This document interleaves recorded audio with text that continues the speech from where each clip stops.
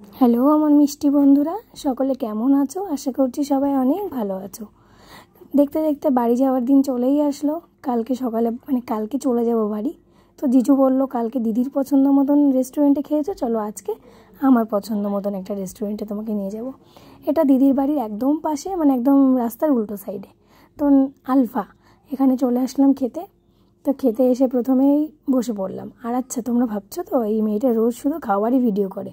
আচ্ছা, আমি কিন্তু কোনো ফুড ব্লগার না, এমনি এসছি ঘুরতে। এবার ঘুরতে আসলে তো ঘোরা আর খাওয়া। এবার এমন সময় গেছিলাম প্রত্যেক দিন বৃষ্টি হতো, যার জন্য ঘুরতে সেরকম পারিনি, শুধু বিকালবেলা করে খেতে গেছি। এই হচ্ছে কাজ। তারপরে দেখো মেনু কার্ড দেখাচ্ছিলাম, কিন্তু আমরা বাড়ি থেকে ডিসাইডই করে গেছিলাম যে আমরা কি খাবো। আর সেই হিসাবে আমরা একটু মজা করছিলাম নিজেরা। তারপরে দেখো আমাদের চলেও আসলো প্রথমে ললিপপ। কলকাতার স্টাইল ললিপপ অনেকবার খেয়েছি, বাট এখানকার ললিপপ কোনো দিন খাইনি। তো সেই জন্য ভাবলাম যে এখানকার ললিপপটা একটু টেস্ট করা যাক কেমন খেতে। তারপরে দেখো দেখতে দেখতে চলেও আসলো। এটাকে বলা হয় মান্ডি। অনেকে হয়তো জানো, অনেকে জানো না। আবার একটা থালায় দেওয়া হয়, তারপরে তোমরা নিজেদের মতন সার্ভ করে নাও বা সার্ভ করেও দিতে পারে। তো তারপরে দেখো আমি খেয়ে নিচ্ছিলাম। আর এখানকার সাউথের একটা কমন ব্যাপার, যে কোনো খাবারের সঙ্গে রায়তা সাম্বার থাকবেই থাকবে। আমি যদিও সাম্বারটা খাই না, রায়তাটা একটু খাই।